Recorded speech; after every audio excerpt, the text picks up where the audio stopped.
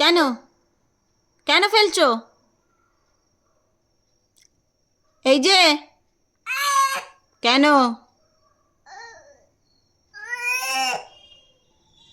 মোবাইলটা কেন ফেললে? এই যে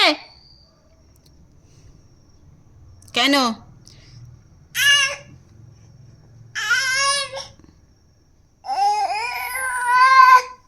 মোবাইলটা কোথায়?